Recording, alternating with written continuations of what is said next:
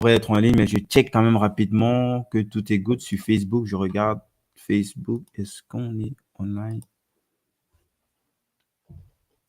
Qu'est-ce que Facebook me dit?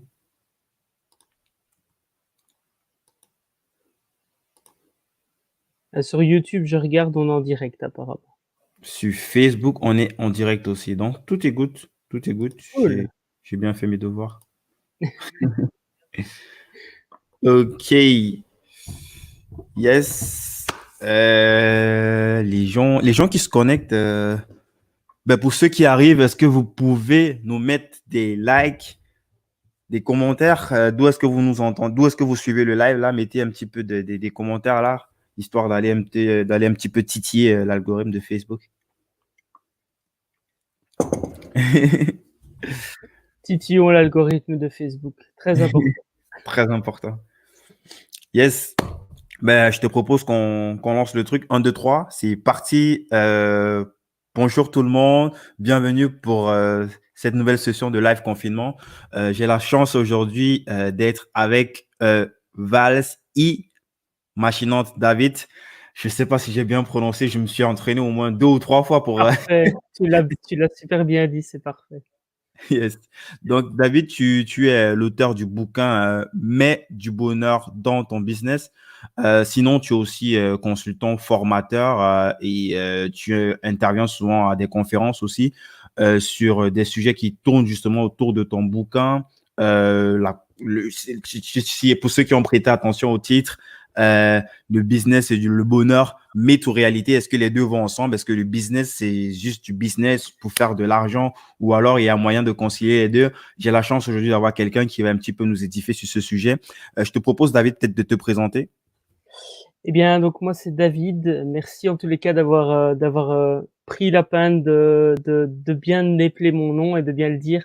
Parce que moi aussi, c'est quelque chose que je pense que c'est important de respecter les personnes qui nous accueillent et qui prennent du temps aussi pour venir chez nous. Donc, voilà, c'est important de bien dire le nom. Bref, donc moi, c'est David Valls Imaginant. Merci pour ça, en tout cas.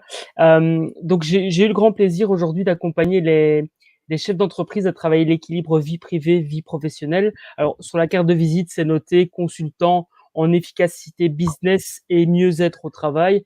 Mais vraiment, le leitmotiv qui m'anime aujourd'hui, c'est être épanoui au travail et dans la vie. En tous les cas, c'est un des grands leitmotifs qui me fait me lever chaque matin. Et j'ai vraiment envie d'apporter le bonheur dans le business des entrepreneurs que j'accompagne. Et j'ai commencé par mettre du bonheur dans mon propre business. Et c'est comme ça qu'est né le livre notamment et la méthode dont on va sûrement parler un peu plus tard. Voilà en Effectivement. résumé. Et sinon, je suis fan de batterie, donc les percussions. Je suis fan de jeux vidéo, de jeux de société. J'aime bien Pokémon aussi, tu vois. Je collectionne des cartes Pokémon. Donc, si vous avez Non. des doubles, vous me contactez et on échange. Trop ouf. Yes, David, tu vas me corriger. Je ne sais pas si les deux métiers se confondent. Du coup, je ne sais même plus comment ça s'appelle en anglais. C'est Google qui a commencé, c'était les premiers à lancer justement ce type de métier-là, une sorte de chief, je ne sais plus trop, mais qui sont responsables en fait du bonheur des gens. Ils organisent des trucs comme ça, des petits jeux, ils font des petites pancakes pour partager comme ça au sein de la team. Je sais plus trop comment ça s'appelle en anglais, c'est Chief quelque C'est chose. Chief Je laisse en- Happiness Officer. Chief Happiness Officer. Yeah. Est-ce qu'on est dans le même écosystème ou là c'est autre chose quoi, là c'est quelque chose qui s'adresse. Alors, pour être totalement transparent, en fait, ce qui se passe, c'est que moi, je suis plus dans l'introspection et dans le fait de créer un business qui nous correspond. Parce que faire des pancakes, par exemple, tu prends l'exemple, c'est bien, mais ça J'exagère, hein, crée c'est pas que ça. non, on est d'accord, hein, on est d'accord. J'extrapole un Mais peu, mais il y a beaucoup plus oui, oui, bien sûr, à il y a par exemple l'intérieur. les siestes Mhm. et voilà, en Les fait, cours au c'est vraiment yoga, c'est plein de petites choses. exactement. En fait, c'est mettre le bonheur au service du travail. Et donc, chez Google, ils l'ont très bien compris et ailleurs, d'ailleurs, ils l'ont bien compris aussi. C'est que à partir du moment où un employé, un salarié est heureux dans son travail, il va être beaucoup plus productif. Parce qu'on s'éloigne de cette mentalité de il faut que tu fasses absolument tes heures.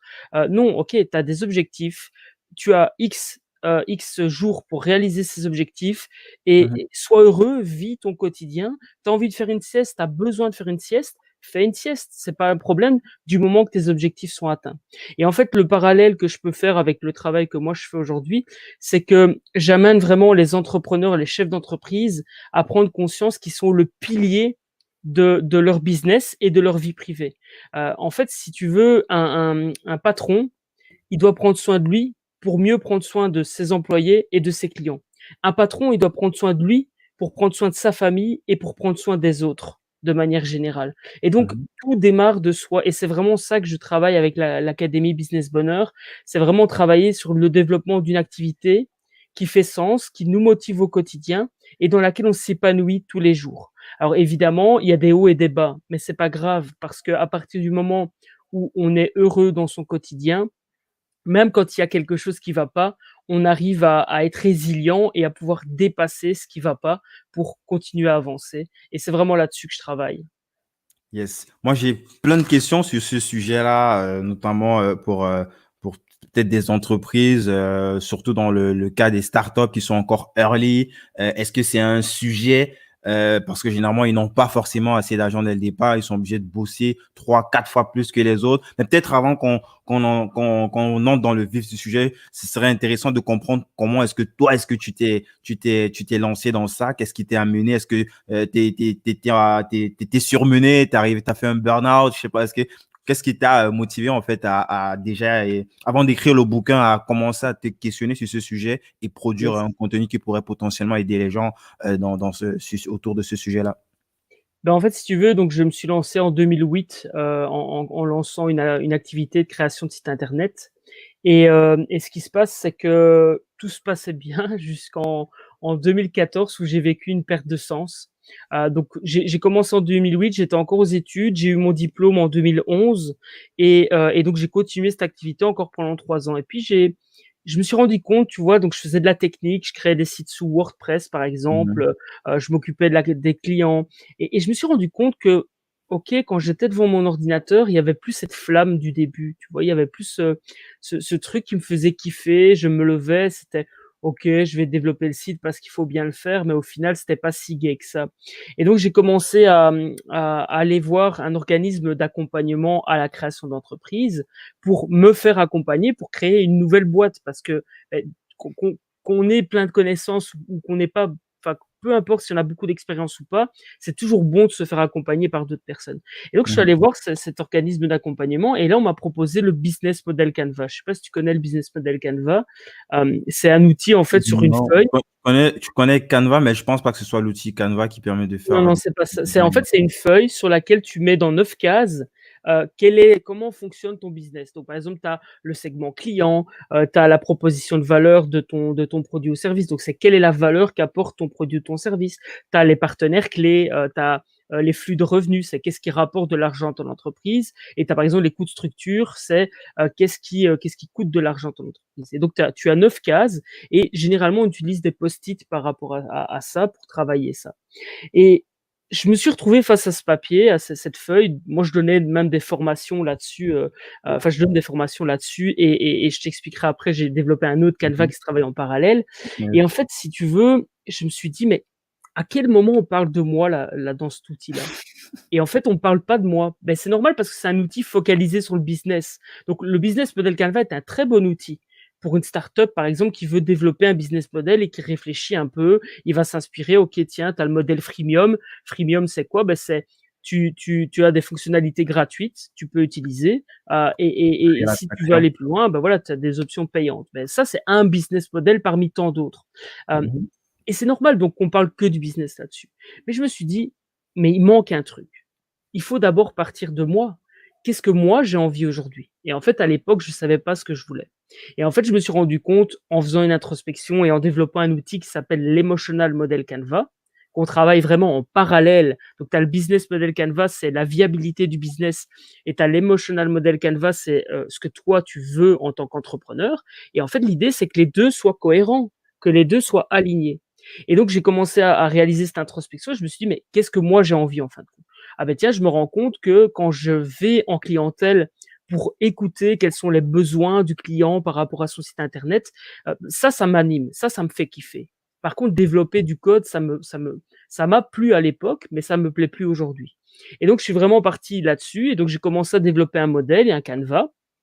Et de ce canevas, ben, un jour, j'étais dans mon espace de coworking et j'ai quelqu'un d'autre qui m'a dit, ah tiens, c'est quoi? Et donc, j'ai commencé à expliquer. En fait, je me suis rendu compte que j'étais pas le seul à se poser ces questions-là.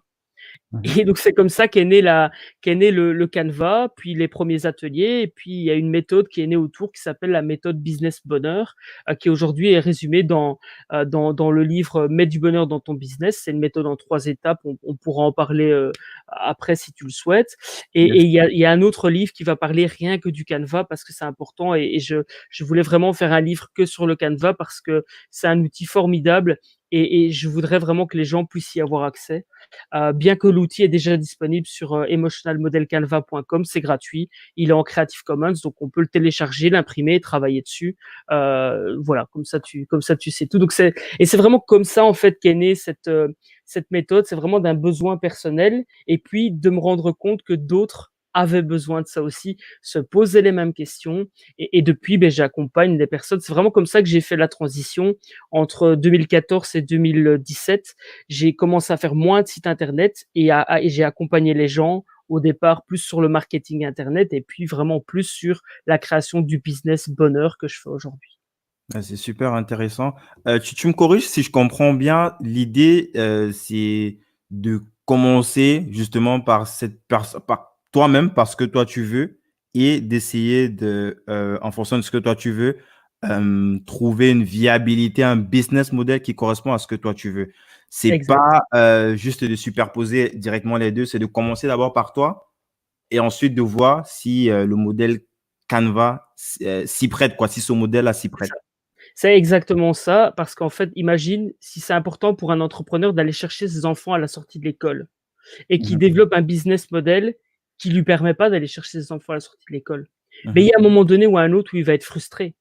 Imagine quelqu'un qui adore voyager et il crée un business model d'un commerce physique. Mais forcément, il va être frustré. Il va être frustré parce qu'à un moment donné, après 6 mois, il va se rendre compte qu'il peut pas voyager, qu'il n'a pas cette liberté parce qu'il est tenu par son commerce physique. Sauf si mentalement, il se dit, OK, je me laisse 6 mois pour développer un business model de commerce, mais je sais que dans 6 mois, c'est plus moi qui fais les ouvertures et les fermetures des magasins.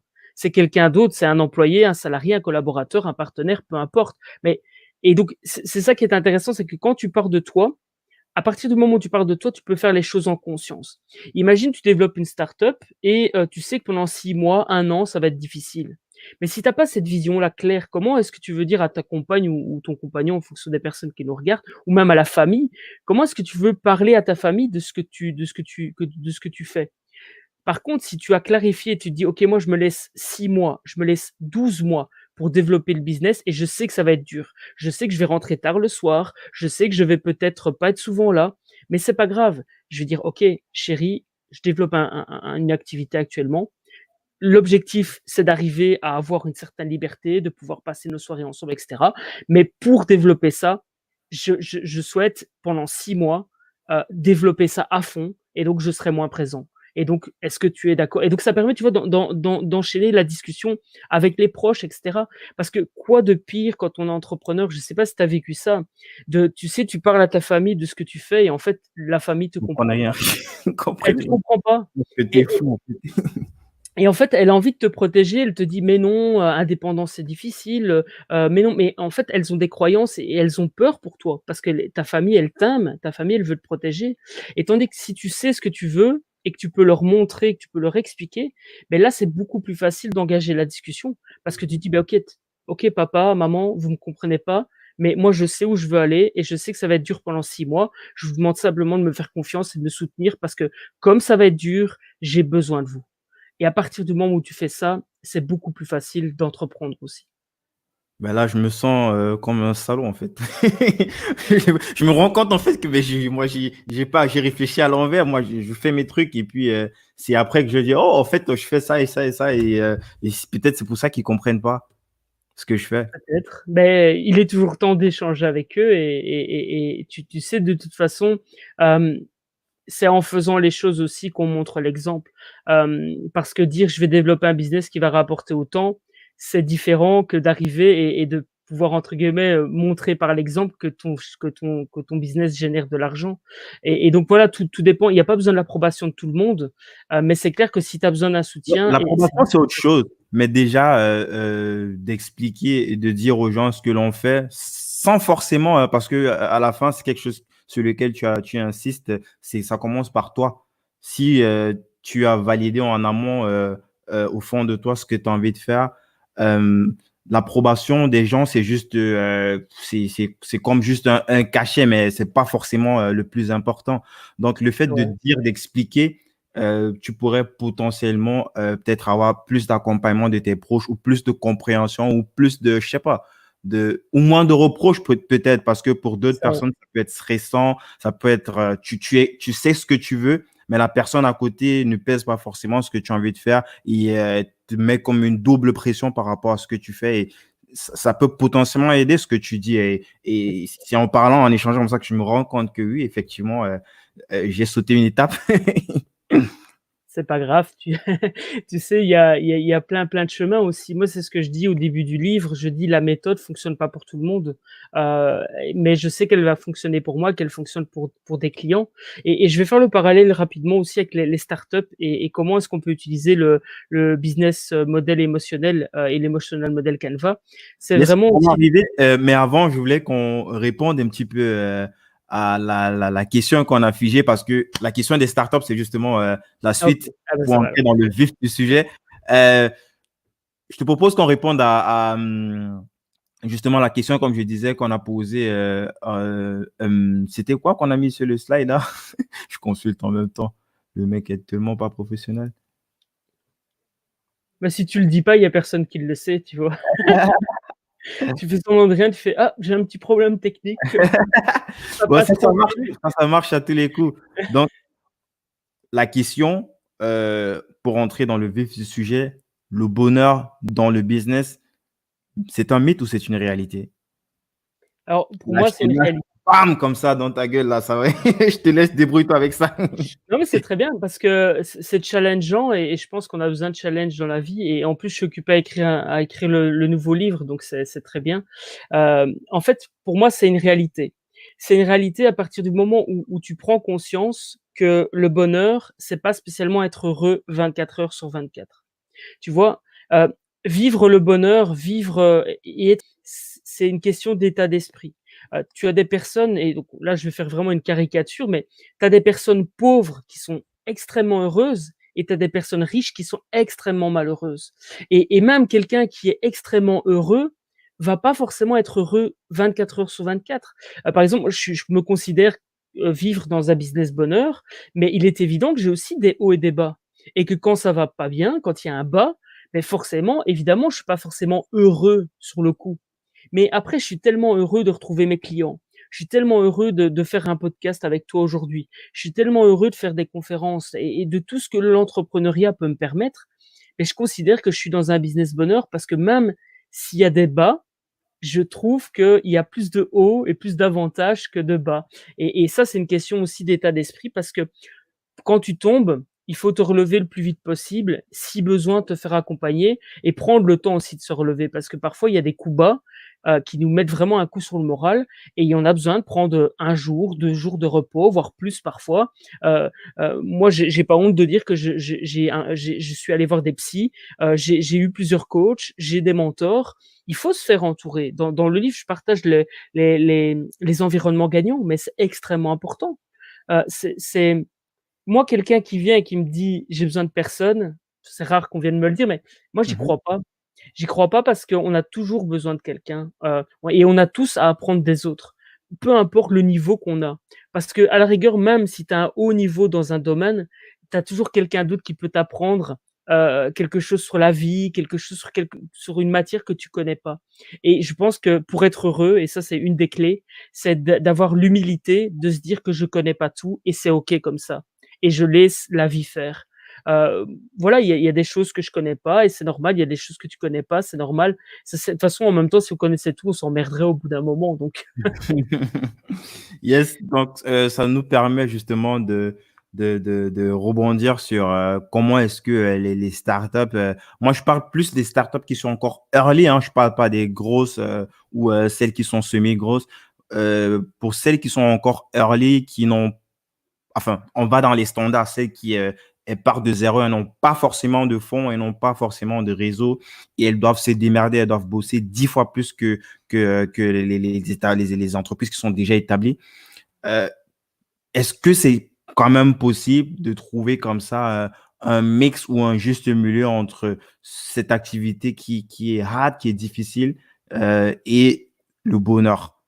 En ce sens que ces personnes bossent tellement au point où elles n'ont pas forcément le temps de réfléchir, de se poser même la question, est-ce que je suis heureux, tu vois? Parce que ça va vite, ça va très, très vite. Il y a plein de choses, beaucoup de pression.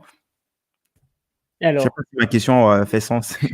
si, elle fait extrêmement sens et alors ce qui se passe, c'est que j'ai envie de répondre par simplement le fait, de faire comprendre que tout démarre d'un déclic. Par exemple, tu vois, moi, ce qui a fait qu'à un moment donné, je me suis interrogé, c'est la perte de mon père. Mon père est décédé et j'ai vu mon père sur son lit de mort et en fait, c'est là que je me suis dit: «Mais en fait, la vie est tellement précieuse que j'ai décidé d'entreprendre pour être plus libre, pour bien gagner ma vie, pour aussi pouvoir, rencontrer des gens et cetera» et en fait, j'ai tout le contraire et donc tu vois, c'est là que ça a démarré. Donc par rapport à quelqu'un qui est le nez dans le guidon, moi, ce que je lui conseillerais, c'est vraiment prenez un week-end et prenez le temps de vous poser des questions sur la relation à la vie, la relation au temps, parce que ça, c'est les 2 ressources qu'on a le plus précieuses. Heu, la vie, donc la santé et le temps, on peut pas capitaliser. Tu sais, par exemple, je vais admettons, je vais gaspiller 1 heure aujourd'hui à faire quelque chose qui ne me correspond pas, beh, je peux pas rattraper cette heure-là, même si je suis milliardaire. Tu vois? Même un milliardaire, il peut pas racheter 1 heure. C'est pas possible. Sauf en science-fiction, peut-être tu peux remonter dans le temps, mais bon, ça existe pas encore. Enfin, je parle de 1984, science-fiction, mais voilà, a priori, c'est pas encore possible. Hem et la santé, c'est pareil. C'est, tu sais, je sais plus sur quel, il y a au cimetière de Paris, je crois, une épitaphe, tu vois? Une pierre tombale sur laquelle, un auteur, je crois que c'est Baudelaire ou je sais plus exactement, il mettait, attends, j'ai perdu j'ai perdu le fil de mon idée. Il mettait le fait que, je crois que c'est ici les hommes les plus, ici même les riches sont égaux ou un truc comme ça. Enfin bref, en fait Ouais, pour dire que c'est le chemin classique pour tout le c'est monde. ça.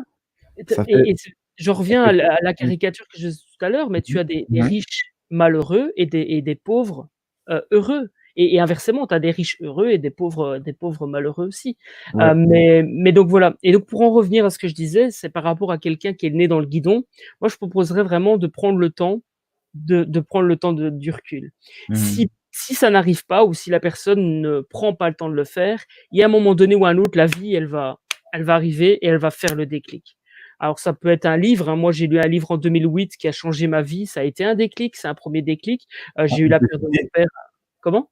on peut citer le bouquin si c'est Oui, OK? bien sûr, c'est «Réveiller le millionnaire qui est en vous» de Wow. Mark Victor Hansen et David Allen, je pense. Mmh. Hem et donc en fait, moi, là-dedans, dans ce livre-là, en 2008, c'est comme ça que j'ai commencé à entreprendre. En fait, c'est mon On va maître mettre de en stage. description, hein, pour les gens qui s'y intéressent, qui voudraient checker Yes. le truc. Ça me parle, là, je me sens comme je suis l'avatar type, parce que tout ce que tu as raconté, c'est tellement ce que je vis, tu vois. Et en plus, comme tu as parlé de ton père, tu vois, ça me fait aussi, parce que mon père, justement, j'ai perdu aussi mon père il y a quelques jours là. Et ces questions, justement, sont des questions qui me reviennent en me posant en fait, en regardant en fait la valeur de la vie, en disant mais euh, tout ça pour pourquoi? Pourquoi est-ce que je fais tout ça si c'est pour finir comme ça? Est-ce que qu'est-ce que je vais dire peut-être lorsque je vais me retrouver dans cet état-là, tu vois? Cet épisode tombe à pic parce que là on a l'impression qu'on est en train de faire une psychanalyse inverse de moi-même et tout. Mais bon, c'est le hasard de la vie. merci pour ta transparence et je pense que ça va enrichir les personnes qui nous écoutent et qui découvrent et on a toutes et tous dans nos vies des déclics. Il faut être attentif à ces déclics parce que, si on n'y est pas attentif, la vie nous les ramène de toute façon. Si tu comprends pas un message de la vie une fois, bah, le dans une semaine, un mois, je sais pas, la vie, elle va te remettre le message. Si tu toujours pas prêt, elle va te remettre le message et tant que tu es pas prêt à voir ce message, eh bien, tu vas continuer à te ramasser ces déclics dans le visage, je vais dire ça comme ça. Mm. Si on prend juste une petite parenthèse, on va pas parler Mhm. beaucoup de ça, du virus, mais le coronavirus, je pense que ça va déclencher beaucoup de choses chez beaucoup de personnes. Parce que justement, on s'est rendu compte que ce qu'on pensait acquis ne l'est pas. La vie, c'est un cadeau que l'on se doit de déballer à chaque instant. Ça, c'est un des autres leitmotifs qui m'anime aujourd'hui. Et vraiment, c'est On l'a ça. mis justement en description du truc là. J'ai mis ça Ah en génial. description. Ouais. C'est ça. C'est ça parce qu'en fait, regarde, aujourd'hui, j'ai mes 2 mains. Peut-être que demain, je vais être amputé d'une main parce que j'ai un accident. Peut-être que demain, je vais tomber et je vais me faire mal ou peut-être que de on ne sait jamais de quoi la vie est faite et donc profitons-en à chaque instant parce que demain, peut-être que ce sera pas pareil et donc là, ce que je voulais dire juste pour faire la parenthèse et comme ça, on clôture peut-être le sujet virus Mhm. et c'est ça, ça va faire déclencher chez certaines personnes le fait que la vie, c'est précieux, prenons-en soin. Et donc peut-être qu'effectivement me focaliser uniquement sur ma start-up et pendant ce temps-là, je vois pas ma famille, peut-être que c'est pas ce que j'ai envie vraiment. Alors peut-être que oui, peut-être que non, il y a des personnes à qui ça correspond très bien, mais voilà. Et donc c'est vraiment ça, c'est prenez le temps de prendre du recul.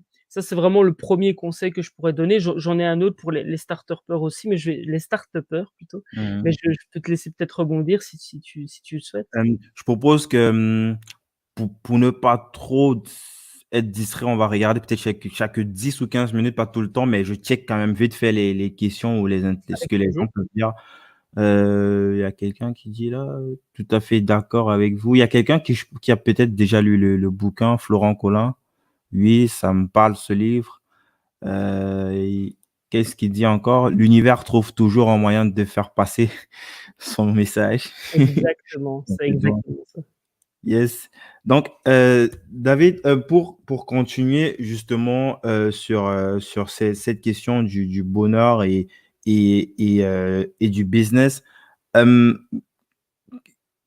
il y a des profils, tu dois en connaître forcément ou tu dois en avoir dans ton entourage, d'entrepreneurs qui sont vraiment work hard, hein, ils sont vraiment de vrais hustlers. Et est-ce que c'est possible? Est-ce que c'est, je vais sortir un petit peu de la rationalité. Je voulais dire, est-ce que les statistiques, non. Est-ce qu'il est possible de bosser comme un chien?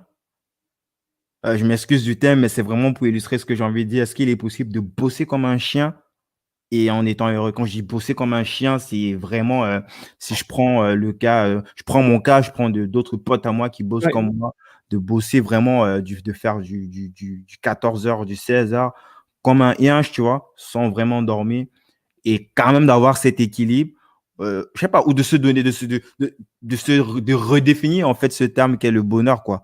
De se Oui, oui. réapproprier les termes de ce mot qu'est le bonheur. Je fais le parallèle parce que je vais encore revenir sur quelque chose de personnel, sur mon père, par exemple, qui clairement, il a bossé toute sa vie et il a éduqué ses enfants, il a envoyé ses enfants pour la plupart dans les plus grandes écoles à l'international. Et au moment de la retraite où on s'attend à ce que peut-être il se repose, tu vois, ou qu'il fasse des trucs un petit peu chill, tu vois, ben lui, il continuait de bosser. Pourtant, il était même malade, tu vois, mais il continue de bosser. Il était Mmh. beaucoup sur tout ce qui était bâtiment. Il continue d'aller voir les chantiers, comment ça se passe. Et de l'extérieur, ça a l'air. On a l'impression que ben, qu'est-ce qu'il est fou, pourquoi est-ce qu'il se casse, pourquoi est-ce qu'il fait ça, est-ce qu'il a pas une charge supplémentaire. C'est le moment de kiffer en fait, parce il a tout fait. En plus, il a un âge qui est assez, tu vois, il était déjà dans plus de 60, tu vois, et c'est le moment de kiffer. Mais lui, on a l'impression qu'il kiffe plus en allant bosser, quoi, tu vois. Et Ouais. je me dis, est-ce que ces personnes qui bossent comme des anges, c'est parce qu'ils ont redéfini euh, euh, ce terme qu'est le bonheur, ou alors il y a les deux, quoi. Il y a ceux qui sont vraiment perdus, et il y aura un moment, ils vont péter une pile, ils vont péter une durette, et il y a ceux qui vraiment, ils sont en plein kiff, quoi. Je sais Bah, pas en fait, si tu c'est comprends ce que je veux dire. oui, oui, tout à fait. En fait, le bonheur, on a chacun et chacune sa définition du bonheur et la définition du bonheur, d'ailleurs, peut évoluer avec le temps. Donc, il se peut effectivement que quelqu'un de passionné par son travail, adore aller travailler. Le truc, c'est que tant que cette personne-là est en accord avec ça et qu'elle se pose pas 50 000 questions, c'est OK. Je vais te citer un exemple. J'ai une fois ma sœur, donc ça a été un autre grand déclic dans ma vie, c'est, ma sœur qui me dit un jour au téléphone, elle voulait me voir et je dis: «Attends, je regarde mon agenda» et là, elle me dit, mais du tac au tac, elle me dit: «Ouais, mais putain, on va se voir dans 3 semaines avec ton agenda de ministre», tu vois? Et là, je me suis dit: «Mais putain, Ça me parle j'entre» tellement. je dis: «Mais putain, j'entreprends pour être plus libre et je vois pas ma sœur». Je dis: «C'est n'importe quoi, en fin de compte, c'est n'importe quoi» parce que c'est pas parce que je vais prendre peut-être, et donc maintenant je prends toutes mes soirées, je fais ma compagne par exemple, elle est salariée, donc elle a des horaires, elle fait 10-18 heures, elle travaille dans un commerce, enfin 10-18h30 et bien je fais les mêmes horaires qu'elle. Comme ça après on rentre, on parle ensemble, on mange et on passe une soirée ensemble. Alors parfois, par exemple comme aujourd'hui, tu vois? Il est 8 heures, on fait un live, mais c'est exceptionnel. J'en ai parlé avec elle, j'en ai parlé avec mes amis qui nous accueillent et c'est OK Mmh. et on le fait. Hem et donc c'est ça aussi la liberté de pouvoir au à un moment donné se dire: «OK, qu'est-ce que je veux moi?» En fait, tout revient à soi. C'est qu'est-ce qui est important pour moi? Si c'est important pour moi d'aller bosser et que entre guillemets «je m'en fous de la famille», bah, tant c'est pas grave, j'y vais. Je pense à moi, la famille, elle passe après. Maintenant, ce qu'il faut se rendre compte aussi et ça c'est une alternative, c'est une possibilité en tous les cas, c'est qu'il y a des personnes qui s'identifient tellement à leur travail que, que quand elles ont plus de travail, elles veulent quand même continuer à Je travailler suis parce qu'en fait, sans travail, elles sont plus rien, en fait et donc ça, c'est une possibilité aussi. Quand tu as, par exemple, un entrepreneur qui cravache tous les jours, et qui se rend la vie dure, bah, c'est peut-être parce qu'en fait, il s'identifie à son travail et que donc tant qu'il travaille, il est quelqu'un et quand il arrête de travailler, il est plus personne. Mais être plus personne pour un être humain, c'est difficile. C'est compliqué. L'être humain est fait pour être quelqu'un. Et donc, il faut arriver à un moment donné à se détacher, de se dire, je suis pas mon travail. Tu sais, tout à l'heure, j'ai dit, je m'appelle David, je suis consultant. Mais en fait, j'ai dit après, et c'est à moitié en rigolant, que je dis que j'aime la batterie, que Ouais, j'aime les jeux vidéo, des jeux parce qu'en fait, vidéo. je ne suis pas que consultant. Je suis passionné par ce que je fais. J'adore développer l'Académie Business Bonheur, mais je suis plus que ça. J'adore les jeux vidéo, j'adore Pokémon et c'est OK comme ça. J'adore la musique, les percussions et voilà et donc forcément, je peux arrêter de travailler et je vais trouver du même plaisir et du même bonheur en jouant, en regardant la télé et prendre du temps pour soi et en fait, ce qui se passe, c'est on se rend pas compte, mais parfois prendre du recul et ne rien faire, c'est quand même faire quelque chose. Ne Mmh mh. rien faire, par exemple, regarder la télé bêtement et cetera, pendant 1 heure de temps en temps, c'est pas grave, hein. C'est pas pour ça qu'on va devenir, un abruti. Il faut idéalement avoir un ratio, moi j'aime bien parler de 2 grands profils qu'on a.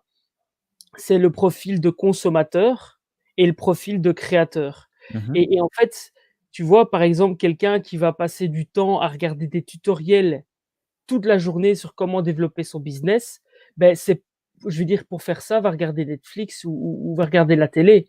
Tu vois, tu pas de résultats en regardant. C'est tu regardes un tuto et puis tu appliques et c'est ça qui t'amène des résultats et dans le livre aussi, je parle de ça, c'est vraiment ce côté, enfin même dans la méthode de manière globale, c'est sans action, pas de résultat C'est et les tellement 5 vrai. principes pour vivre une vie épanouie, un des principes, c'est passer à l'action quotidiennement. Regardez ce podcast, mais à la fin, prenez une chose que vous avez vue, entendue dans ce podcast et mettez-le en application parce que c'est ça qui va vous apporter des résultats. C'est pas le fait de regarder et de m'écouter ou d'écouter Guy ou même d'autres personnes. C'est pas ça qui apporte des résultats. Donc j'ai un peu divergé, mais je pense Mmh. que Non, ça reste c'était clair. intéressant de parler de ça. Ouais, il y a une question là que moi je saurais pas vraiment répondre. Il y a Florent qui demande c'est quoi votre définition du bonheur? Moi perso, je pensais que j'avais la définition jusqu'à il y a très peu, mais là j'arrive, je me cherche encore sur la question. Je suis un petit peu dubitatif. Je pense pas que ce soit juste le fait de bosser, de kiffer. Je kiffe ce que je fais, mais je pense que c'est je me cherche encore. Je pense que ce n'est pas que ça, qu'il y a d'autres ingrédients, qu'il y a d'autres, comme on dit souvent chez nous, il manque encore quelques petits épices et piments C'est là. vrai. Je sais pas, je réfléchis encore, je me questionne encore. Je pense que ça va encore évoluer dans les prochains mois, dans les prochaines années. Je me rends compte en fait que par rapport à cette question, j'ai pas une définition arrêtée et que ça, comme tu l'as dit, ça va beaucoup évoluer avec déjà ce que je vais vivre tout au long de ma vie, tout au long des différentes étapes que je vais traverser. Et je sais pas pour toi, est-ce que toi, tu es calé sur la question ou c'est quelque chose, c'est plus ouvert chez toi, je sais pas. Yes. Bah, écoute, moi, pour moi, encore une fois, il y a autant de définitions du bonheur que de personnes sur terre. En tous les cas, en termes de vécu, en termes de ressenti. Maintenant, si on prend, et donc là, j'ai un peu ressorti parce que je suis occupé à écrire mon nouveau livre, justement, qui parle de ça. Attention qu'il faut pas confondre bonheur et liberté, parce que on peut être heureux mais ne pas être libre, et on peut être libre et pas être heureux. Je vais expliquer la Mhm. nuance après. Ouais. Et donc, Mhm. d'après le dictionnaire, c'est être dans un état de complète satisfaction et de joie. Ça, c'est le truc. Et c'est un plaisir lié à une circonstance. Comme je disais tout à l'heure, c'est pas parce que à un moment donné, on est peut-être heureux tout au long de la journée que quand il y a quelque chose qui va pas, on est heureux aussi. Imagine, tu as ton pneu qui crève, tu es heureux que ton pneu crève? Pas spécialement. Bien que, en fait, plus tu es heureux, plus tu vas te rendre compte que la vie, elle te met des messages. Et donc, Mhm. je prends un exemple concret, mais tu crèves ton pneu et en fait, tu vas appeler des secours qui vont venir remplacer. Et en fait, si ça tombe, c'est la femme de ta vie qui vient remplacer ton pneu, tu vois, chez Touring Secours. C'est un Mhm. exemple, c'est pas ce que j'ai vécu, mais ça se peut. Je veux dire, à un moment donné, je sais pas moi, admettons, tu oublies ton abonnement de train. Eh ben, tu vas peut-être demander de l'aide à quelqu'un, et si ça tombe, c'est une belle amitié qui va commencer. On sait jamais, on sait jamais. Et donc, tu vois, même parfois dans les pires situations, on peut à un moment donné se dire, ouais, en fait, c'est comme ça. De toute façon, je peux rien y changer. Ça aussi, c'est important, c'est de se dire que euh, on peut pas changer ce qui nous arrive. Par contre, on peut changer l'interprétation des choses qui nous arrivent. Tu sais, tu crèves un pneu, tu peux râler pendant 3 jours, ou tu peux te dire: «Bah, OK, c'est comme ça, bah, tant pis, j'ai crevé, je vais appeler Touring Secours ou je vais changer le pneu moi-même», et puis voilà. Et donc voilà, tout ça pour dire que la définition du bonheur est propre à chacun. Je vais quand même répondre à la question de Florent. Sinon il va dire: «Ouais, mais c'est quoi cette On fait pas question-là? de politique, nous. C'est quoi cette question-là?» Cette On réponse, développe et puis on répond quand même. On fait pas de politique ça, ouais, ici. tout à fait. Mais en fait, hem je vais dire, moi, pour moi, le bonheur, c'est vraiment de me lever chaque matin et de pouvoir choisir ce que j'ai envie de faire quand j'ai envie de le faire. Et c'est là le lien avec la liberté dont je parlais tout à l'heure. Mhm. Et là, je vais donner, c'est vraiment une exclue parce que c'est quelque chose qui sera dans le nouveau livre, mais je suis vraiment heureux de le partager avec vous Yes. ce soir. Mais c'est la notion de liberté relative. En fait, la liberté, c'est la possibilité d'agir selon ses propres choix, sans avoir à en référer à une autorité quelconque. Tu vois? Donc c'est en fait, tu choisis ce que tu veux faire quand tu veux le faire. Alors c'est mal parti parce que quand tu entreprends, beh, même si tu as envie d'être libre, tu as tes clients. Donc même si tes clients entre guillemets, sont des clients sympas, beh, tu pas forcément aussi libre qu'on pourrait le croire. Donc Ouais, c'est vraiment une quelque nouvelle chose de forme relatif. de, c'est une nouvelle forme en fait entre guillemets prison qui est, je dirais peut-être prison de luxe parce que jusqu'à ce que tu te rendes compte, tu vois pas ça forcément comme un fardeau vu que justement tu entreprends grâce à tes clients. C'est ça et en fait, ce qui est bien là-dedans, c'est que du coup, tu peux choisir tes clients idéaux. Dans l'emotional model Canva, c'est vrai que j'ai pas parlé des cases, mais dans l'emotional model Canva, à la place du segment client, c'est le client idéal. Aujourd'hui, j'accompagne des clients, mais quand j'ai rendez-vous avec eux, mais purée, j'ai le sourire, ça me fait kiffer. J'ai accompagné, Et hier, pourquoi? Parce que ce sont des clients que tu as choisis. Pourquoi? comment? Pourquoi est-ce que ça c'est parce que ce sont des clients que tu as choisis? Mais parce que c'est C'est des pas juste clients des qui personnes qui te correspondent. payent? Comment? C'est parce que c'est pas juste des personnes qui te payent, ils te payent et en plus tu les as choisis, c'est plus ça? Beh, c'est en fait, si tu veux, quand tu partages un message, tu attires des personnes qui te ressemblent et donc il faut idéalement donc voilà, moi je partage la notion de business bonheur.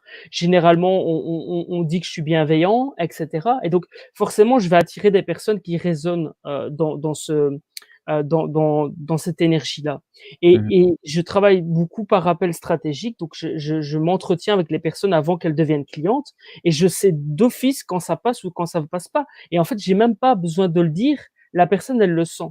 Elle le sent et elle va voir ailleurs et c'est ça qui est Mmh. génial dans l'entrepreneuriat, c'est que tu tu as le droit en tant qu'entrepreneur aussi de mettre ton cadre. Si à un moment donné, tu as pas envie que ton client t'appelle à 23:00, ben décroche pas à 23:00 et tu le rappelles le lendemain et tu dis: «Ben voilà, je vous rappelle simplement que les horaires d'ouverture, pour m'appeler, c'est de telle heure à telle heure». Tu as le Mmh. droit de faire ça et c'est Yes. ça aussi choisir ses clients. C'est oser se dire: «OK, moi j'ai un cadre et on m'appelle pas le week-end ou si on m'appelle, c'est la messagerie d'office». On si on a besoin de tu sais, quand je faisais du web, j'ai des clients, ils m'appelaient le jour même pour changer un truc sur leur site le jour même. Comme si j'avais pas d'agenda, tu vois? Comme si j'avais pas d'autres clients, comme si je dis: «Mais merde, quoi!» Et pour moi, c'était pas être heureux à l'époque, parce que je me sentais obligé d'accepter de changer le site en urgence. Après, tu sais ce que j'ai fait? Beh, j'ai augmenté mon tarif et j'ai trié les gens et quand on m'appelait en urgence, je dis: «OK, je veux bien le faire, mais c'est 50 de plus». «Ah ben non, ça va, ça peut attendre demain». Bah oui, évidemment. Tu vois parfois et c'est ça en fait, c'est mettre ses règles et donc si j'en reviens parce que du coup, tu vois, on est encore reparti, Florent, il va pas avoir sa réponse. Ouais, Et Florian, il a dit justement là, il a écrit un truc justement: «Ah quand même la réponse». donc je vais quand même y répondre. Donc en fait, pour moi, le bonheur, c'est en lien avec la liberté relative et donc là, c'est vraiment une exclue et encore une fois, c'est top et dites-moi en commentaire ce que vous en pensez parce que j'ai vraiment travaillé là-dessus et je suis vraiment content de pouvoir le présenter ici en avant-première. C'est pour moi, il y a 5 grands types de liberté. Il y a la liberté géographique, il y a la liberté financière, il y a la liberté relationnelle, il y a la liberté physique et il y a la liberté mentale. Mmh. Et en fait, tout ça est relatif. Par exemple, liberté relationnelle, c'est ce que je viens d'expliquer. Être libre au niveau des relations, c'est pouvoir choisir ses clients, c'est pouvoir choisir ses amis, c'est pouvoir choisir les gens avec qui on va boire un verre, c'est pouvoir et donc ça, c'est la liberté relationnelle. La liberté physique, c'est être suffisamment en santé pour pouvoir courir avec son enfant dans le jardin, si on a envie de courir avec son enfant dans le jardin. C'est pouvoir, faire du sport, si on a envie de faire du sport, c'est pouvoir, chiller comme tu disais tout à l'heure, si on a envie de chiller. Hem, Mmh la mh. liberté, financière, bah, voilà, c'est la capacité de pouvoir dépenser sans compter, sans devoir être attentif à ce qu'on a. Alors ça veut pas dire gaspiller, mais ça veut simplement dire être suffisamment serein financièrement. La liberté géographique, c'est si c'est important pour toi de voyager, eh ben, tu peux voyager et la liberté mentale, c'est éliminer et exploser toutes ces croyances qui t'empêchent d'avancer. Exploser ce plafond de verre et ça se fait pas tout seul. Mmh. Je disais tout à l'heure, j'ai eu des coachs, j'ai un coach actuellement, j'ai un mentor et j'avance tous les jours. Pourquoi? Parce qu'il y a encore des choses, même si j'ai, on va dire, c'est clair que par rapport au David d'il y a 10 ans, je suis Grosse je suis différence. beaucoup plus loin, beaucoup plus mon plafond de verre, il est beaucoup plus haut, mais il y en a encore un et quand je l'exploserai celui-là, il y en aura encore un autre Mmh mh. et soyons humbles de se dire qu'à un moment donné, on peut pas tout connaître et il faut s'entourer pour déconstruire certaines choses. Donc voilà, Florent, est-ce que j'ai répondu à ta question? Donc en résumé, le bonheur est en lien avec la liberté relative et il y a 5 grands types de liberté relative: financière, géographique, physique, mental et relationnel. Voilà pour le résumé. Ah, merci beaucoup pour cet exclu, David. Il y a Avec Florian grand là qui plaisir. dit, tellement vrai, bordel. On dépend quand même de ses clients pour vivre, mais oui, il faut choisir ses clients. Ça reste un luxe. Il faut du volume pour avoir ce luxe. Yes. Du volume, je sais Ouais, pas. Je sais pas et si forcément il faut du volume parce que là, tu as parlé par exemple des tarifs que tu as augmentés. Et si tu augmentes tes tarifs, forcément, ça fait un filtre. S'il te fallait 100 clients pour avoir 100 000 et que tu augmentes tes prix, tu peux te retrouver avec 10 clients qui t'apportent exactement le même. exactement, ouais, tout à fait. Ça c'est une réalité aussi et il faut se poser la question, combien est-ce que j'ai envie d'aider de clients par mois et est-ce que j'ai envie de bien les aider ou pas? Parce que tu vois, si tu aides, par exemple, si tu as 1 000 clients, est-ce que tu peux vraiment les aider à avancer vraiment? Pas forcément, alors sauf si tu as une équipe et cetera, mais toi tout seul, donc je sais pas Et dans là, quel alors là, c'est un exactement, autre métier en plus. comment? Je dis, c'est une autre approche, c'est un autre business model en fait. C'est plus du one-to-one, du consulting direct comme tu le fais, mais plus on va déjà sur plus un cabinet de consulting parce que là, il y a des. Et tu vois, ça aussi, c'est important dans l'emotional model Canva, dans le business model que tu choisis, c'est de se dire: «OK, quel est ce business model qui me correspond? Est-ce que j'ai envie de faire quelque chose qui va grandir ou est-ce qu'être seul, ça me suffit?» Parce que tu vois, peut-être travailler seul alors travailler seul, ça veut pas dire ne pas avoir des collaborateurs freelance. Tu sais, par exemple, j'ai besoin de faire un site internet ou modifier quelque chose. Aujourd'hui, j'ai plus envie de le faire, ça me fait pas kiffer. Donc je demande à un sous-traitant de le faire. Mhm. Hem et c'est ça la liberté, par exemple, financière dont je parlais tout à l'heure, c'est pouvoir investir de l'argent aussi dans son activité et dans sa vie privée. C'est de pouvoir offrir un restaurant à ses parents. Enfin, moi, je me souviens très bien, il y a un moment donné où j'ai pu offrir un restaurant à ma mère et à ma sœur. Mais putain, le sourire que j'avais. Pourquoi? Parce que je venais des dettes, j'avais des dettes par le passé et le jour où j'ai terminé de rembourser ces dettes, j'ai dit: «Beh, voilà, je mets de l'argent de côté et aujourd'hui, j'utilise les 5 jarres de Thierry Herwecker. Je sais pas si tu connais ça, les jarres. C'est comme un petit peu quand on parle des quatre piliers, En fait dans. en fait, c'est diviser tes revenus en 5 parties et tu as une partie, c'est le fun.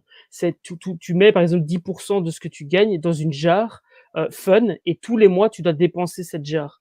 Et ben, avec cette jarre fun, j'ai offert un restaurant à ma mère et à ma sœur Ah, et c'est là, super j'ai eu intéressant. le sourire, Je aux pense lè qu'il faudrait qu'on t'invite. On a un autre podcast là qui pour les finances personnelles qui s'appelle Mon Patrimoine. Ce serait intéressant que tu viennes expliquer cette approche-là sur le podcast. Je suis sûr que ça va intéresser plein de monde.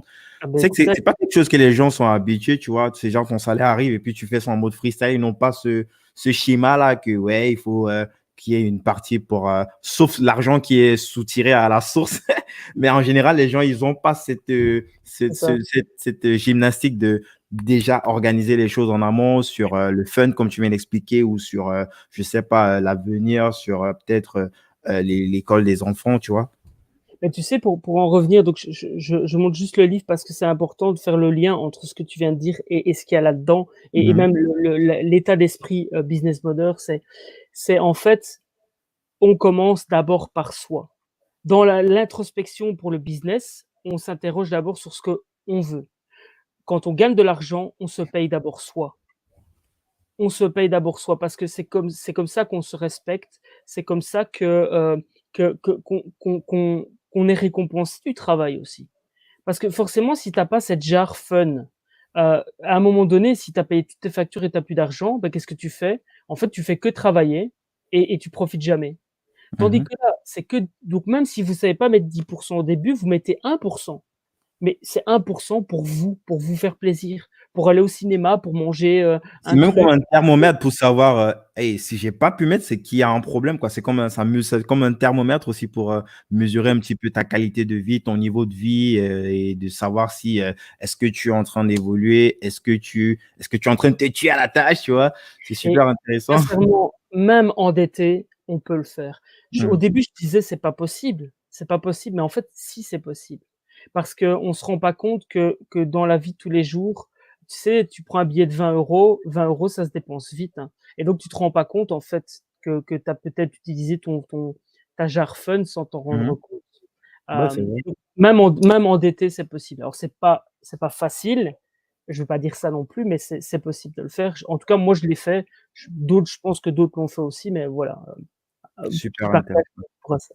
Yes. Donc là, je te propose qu'on rentre là maintenant dans le bouquin, qu'on aille un petit peu creuser le bouquin, tu vas un petit peu raconter. J'aimerais savoir dans un premier temps euh, dans quel contexte est-ce que tu as écrit ce bouquin, que tu nous racontes, que tu me dises un petit peu le jour 1, comment est-ce que Mmh. et surtout le processus d'écriture, tu vois, on entend toujours des gens qui écrivent des bouquins, mais comment est-ce que ça se passe, que tu vas dans une grotte un petit peu comme les développeurs, et puis tu sors les trucs, après 2 semaines, voilà le bouquin, tu vois. Ce serait intéressant que tu nous dises un petit peu un mot dessus. Mais avant, ce que je vais faire, je vais aller dans les commentaires et David, il a quelque chose d'intéressant pour vous que je vais poster. C'est en fait le lien qui vous permettra de télécharger l'extrait. C'est gratuit, hein, l'extrait du bouquin de David, Mettre du bonheur dans ton business, histoire de voir un petit peu un aperçu de ce que vous allez trouver globalement dans le bouquin. Et en plus, c'est gratos. Si vous voulez aller plus loin, je crois qu'il devrait avoir un lien dans la continuité après les extraits pour acheter le bouquin directement sur Amazon. Tu me corriges?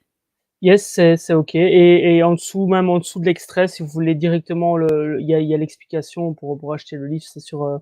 Amazon, effectivement. Ok, là j'ai mis le lien pour télécharger les pages gratos. Maintenant, je check. Tu as dit qu'il y a le lien pour directement aller sur Amazon. En Je fait, check. quand tu descends, il y a noté si vous voulez, ah si c'est pas noté, c'est pas grave. De toute façon, voilà, si vous allez sur businessbonheur.com et vous pouvez, en tout cas, voir pour le lien pour le livre. Ok, je viens de retrouver là. Je vais aussi mettre directement le lien de Business Bonheur. Comme ça, les gens pourront voir l'intégralité de tout ton travail, même les conférences, ton Yes. actualité surtout. C'est assez bien fourni. Le site est propre, très intuitif. Même ma grand-mère peut s'en sortir dessus. Donc, L'idéal, c'est sur ma page Facebook parce que je top. fais des lives aussi, donc là, Oh, c'est ok. Comme ça, je vais directement récupérer. Là, c'est la page Facebook porte ton nom David Val, oui, c'est ça, imaginons, c'est ouais, ça. ou alors arrobase business bonheur. Je copie, je mets quand même le lien Ça. pour, euh, C'est pour les marques. facebook.com/businessbonheur de toute façon et YouTube, c'est youtube.com/businessbonheur. En fait, tout est business bonheur, tu vois? Ok. J'ai tout mis les liens, l'extrait, le bouquin sur Amazon, la page Facebook.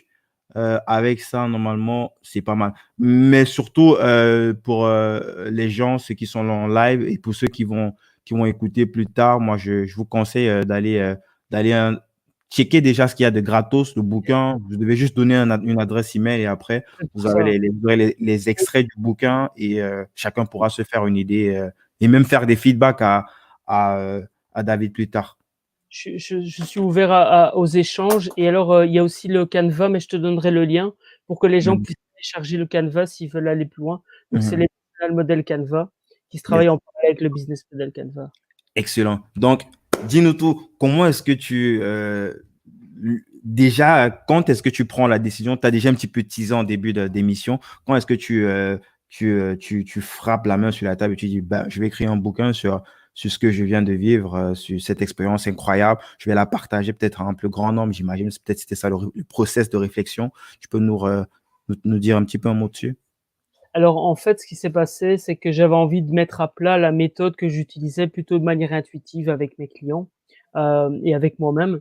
Et donc je me suis décidé, je vais dire début 2019 et il est sorti, en septembre 2019.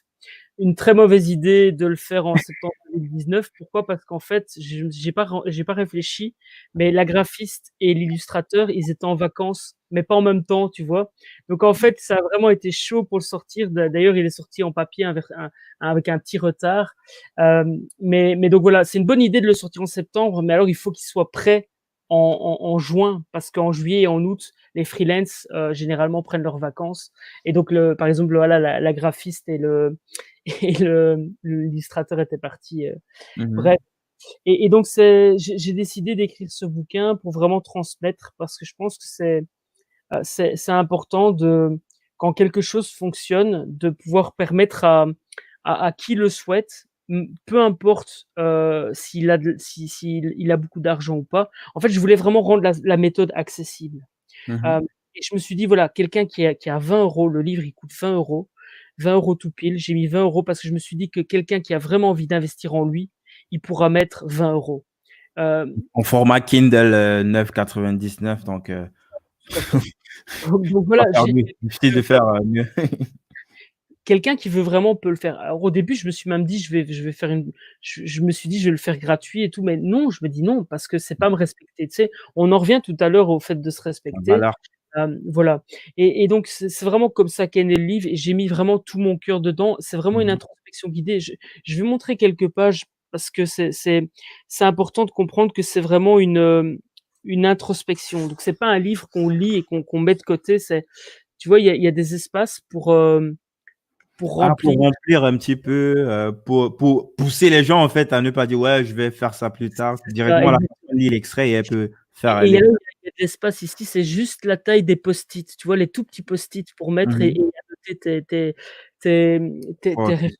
c'est super malin ça, c'est très, très en plus, Et il y a aussi des illustrations parce que je voulais que ce soit très visuel, tu vois? Ça, c'est le mmh. concept voyage ABCZ, et donc vraiment, quelqu'un qui même un concurrent, il achète le livre, il a toute la méthode dedans. Parce que je voulais que, même parce que je viens de là, je sais ce que c'est de pas avoir beaucoup d'argent, et je voulais que n'importe qui dans le monde puisse y avoir accès. Mmh. Et donc il est même disponible à la Bibliothèque nationale de Belgique, donc enfin, en tout cas en Belgique, ils peuvent aller à Bruxelles, regarder le livre et le louer.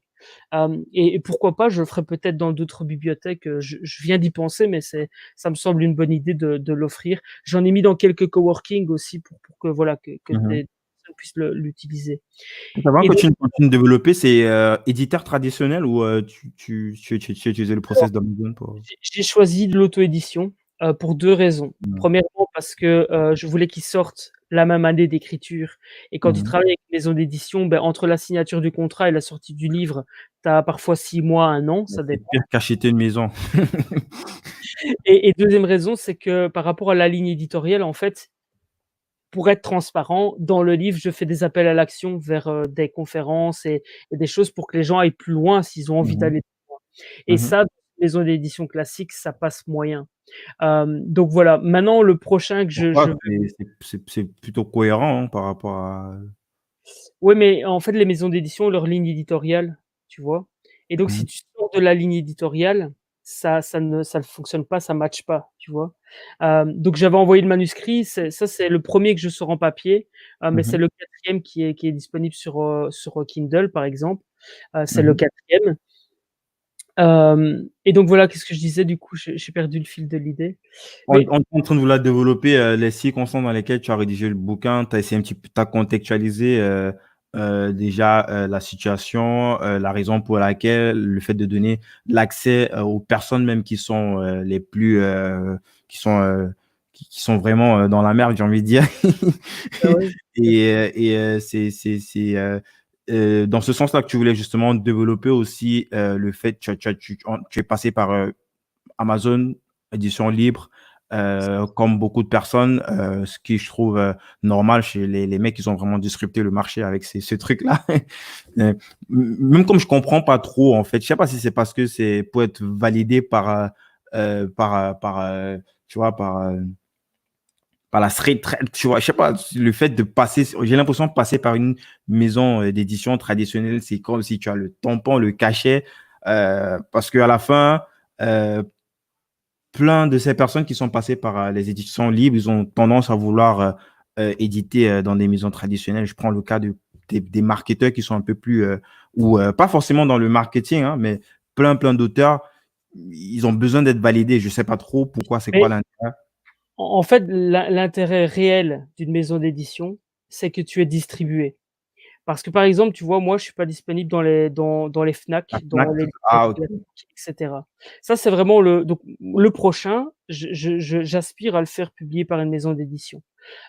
Parce que je veux, c'est le livre sur le business model émotionnel, et celui-là, je veux vraiment qu'il soit potentiellement accessible partout.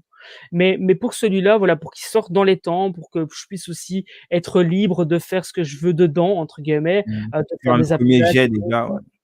Voilà et en fait, je gagne plus d'argent que si je travaillais avec une maison d'édition parce que, il faut savoir qu'une maison d'édition, 10%, 8%, peut-être moins que ça. c'est pas beaucoup, hein, il y a pas beaucoup de pourcentage. Et donc voilà, il faut vraiment se rendre compte de ça. Donc il y a des avantages, des inconvénients. Le tout, c'est de choisir ce qui vous correspond, encore une fois. Et être publié par une maison d'édition, il faut savoir que dans les maisons d'édition, parfois, tu as de la merde aussi. C'est pas parce que tu es en maison d'édition que tu as que du bon non plus. Donc, mais c'est vrai qu'il y a ce côté Mmh.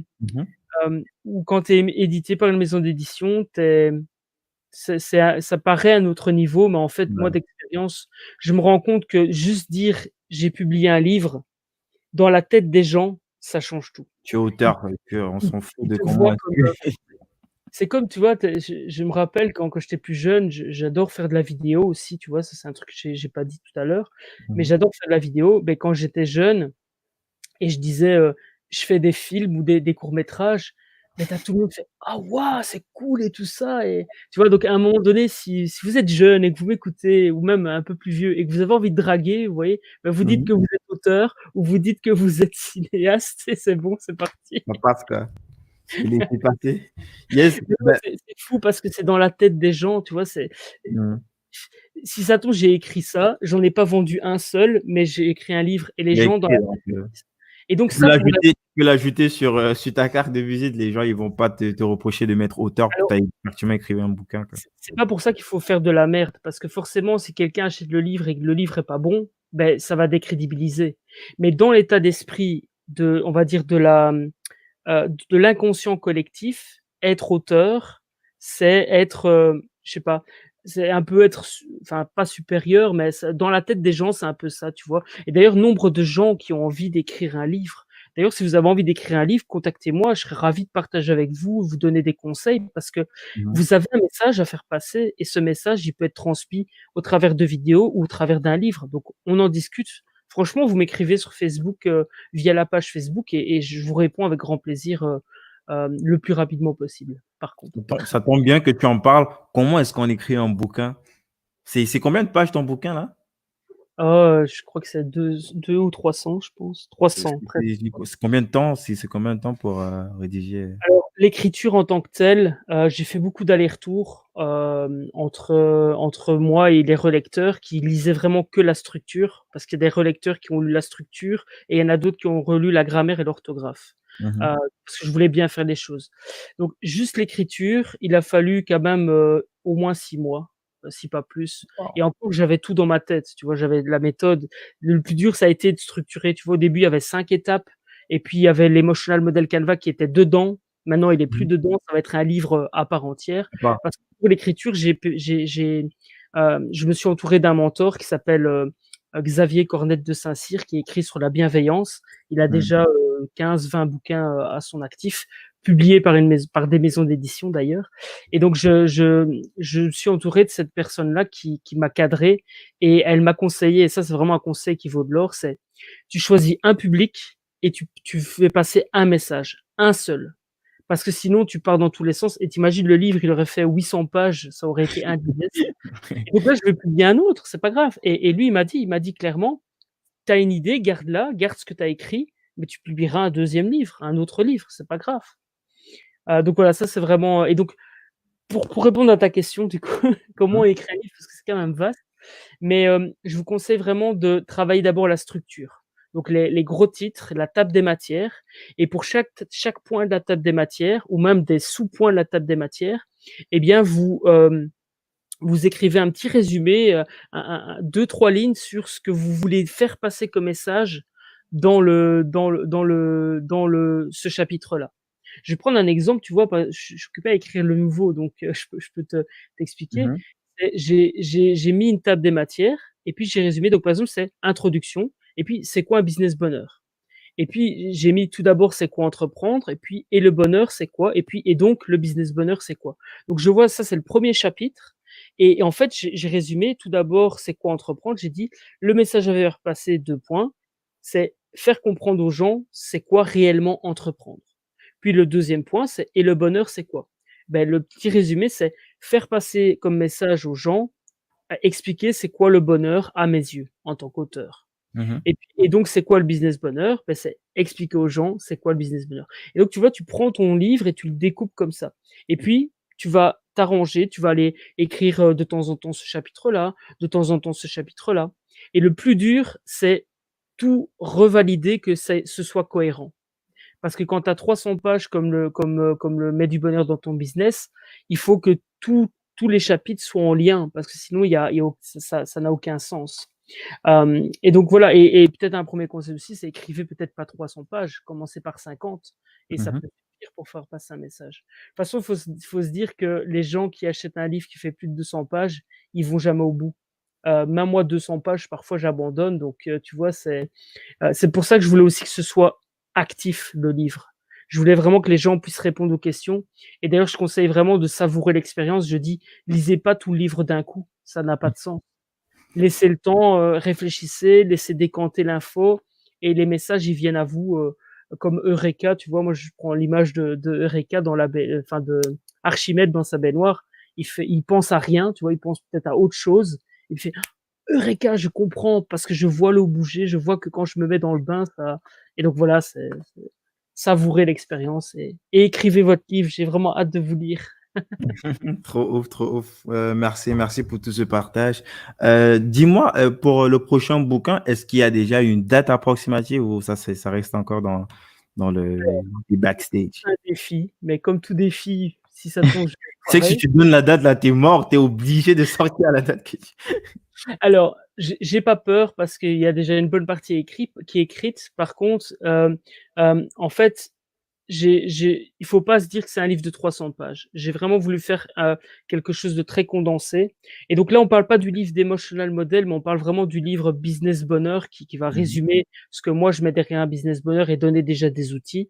Hem Et donc la date, si je regarde ce que Dimitri parce que c'est un challenge avec un collègue, écrivain, de mémoire, c'est le 28 mai. De ce mois, non? What? De ce Ouais, mois? 28 du 5. Tu vois, Ok. j'ai pas intérêt Ouais, à me c'est fausser, hein. Le ok. 28 mai. En tout cas, il doit être écrit le 28 mai et il doit être disponible en Kindle. En papier, je sais pas, mais en Kindle, il sera Mhm. disponible à ce moment-là, ouais. Est-ce que tu peux nous lâcher quelques pépites, tu nous teaser un petit peu, même si tu as déjà un petit peu lâché quelques trucs, est-ce que dans les grandes, grandes lignes, sans rentrer dans le détail?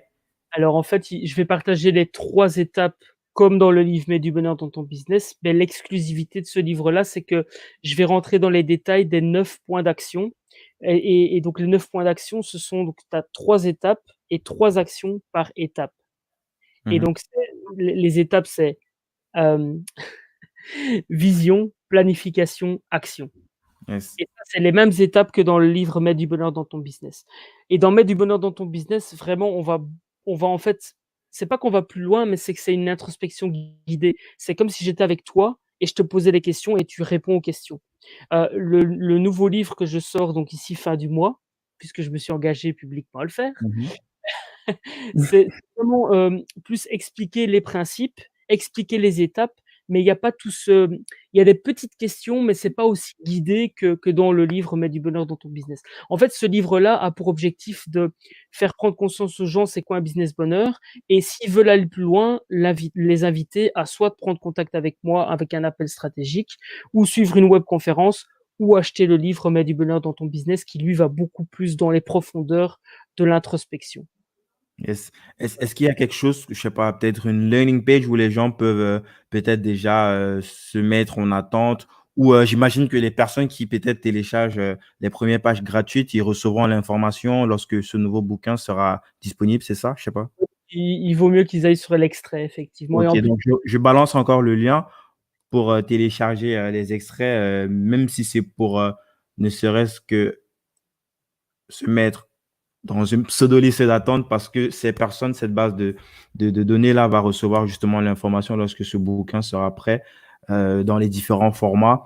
Donc, c'est là, businessbonheur.com/extrait. Donc, j'ai mis le lien en commentaire. On va le mettre aussi dans la description de l'épisode après l'édition. Je te remercie franchement, David, pour tout ce partage. Peut-être avant qu'on ne se sépare, peut-être deux, trois questions rapides. C'est quoi ton obsession aujourd'hui? Mon obsession, c'est d'être épanoui au travail et dans la vie et de faire que les autres s'autorisent à être épanouis au travail et dans la vie. C'est vraiment ça, c'est faire comprendre à un maximum de personnes et même au-delà de comprendre, c'est faire que les gens célèbrent la vie à chaque instant. Ça, c'est vraiment ma mission aujourd'hui. Parce que comme on l'a dit tout à l'heure, c'est ce qu'on a de plus précieux et donc c'est ça qui m'anime tous les jours aujourd'hui. Excellent.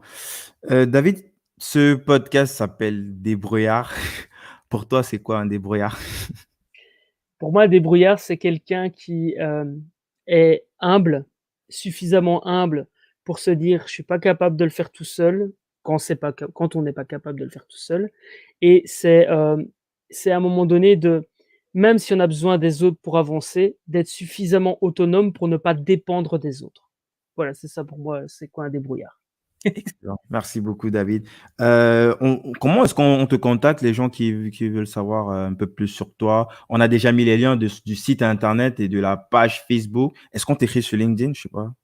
Alors l'idéal, c'est soit Messenger Facebook ou LinkedIn, donc c'est le même, c'est mon nom de famille, c'est Valsimachinan David. Et donc ça, on peut peut-être le noter. C'est vrai que j'aurais dû mettre David Valsimachinan plutôt que mais bon Ok. bref, Non, je mets directement les liens, comme ça c'est plus facile. Les gens, quand ils oui, tombent sur la page. Là, j'ai vous mis pouvez me le lien de la contacter sur page LinkedIn Facebook. Je et te, Facebook je mets Messenger. le lien aussi de la page de ton profil personnel. Comme ça, les gens, ils peuvent te demander en connexion.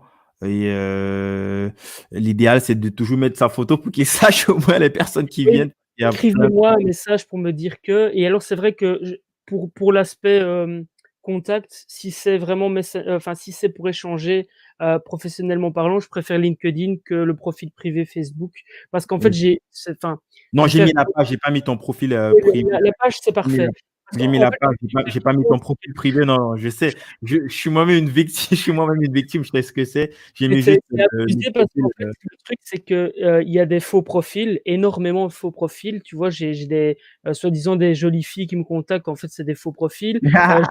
J'ai des jolis mecs qui me contactent, c'est des faux profils aussi. J'ai des gens sans photo. Enfin, là, j'ai peut-être encore, 100-200 contacts à accepter, donc c'est pas l'idéal, le profil privé, parce que ça Yes. prend énormément de temps à trier les gens, les vraies personnes des fausses Mhm. et donc Donc, LinkedIn, là, on a mis le LinkedIn lien de la page. Le lien de la page sur Facebook et le lien de ton profil sur LinkedIn parce que là, en demandant en connexion, tu as quand même la possibilité et de sur voir. Messenger de la page Facebook, ça c'est OK aussi. Ouais, pour la page Facebook, on vient d'ajouter là. Et vous serez accueillis par mon bot d'ailleurs, un petit robot très sympa qui vous donnera des petits cadeaux. Excellent. Donc, on a tous les liens et j'ajoute encore en dernier pour ceux qui sont arrivés plus tard, le lien pour aller télécharger les premières pages du bouquin, du bouquin de David, son premier bouquin, Mets du bonheur dans ton business. Et pour ceux qui s'inscrivent à cette page, ils auront justement la possibilité d'être prévenus en premier lorsque le second bouquin sera prêt. Selon les formats, je crois qu'il y aura la version électronique et plus tard les versions papier. OK. David, je te dis merci encore pour ce partage. Moi, j'ai passé un très bon moment avec toi. J'ai parlé des trucs perso, mais c'était super intéressant parce que c'était avec quelqu'un qui comprend en fait le truc dans la profondeur et qui est presque passé par le même chemin. C'était super intéressant. Merci beaucoup. Merci pour ton temps.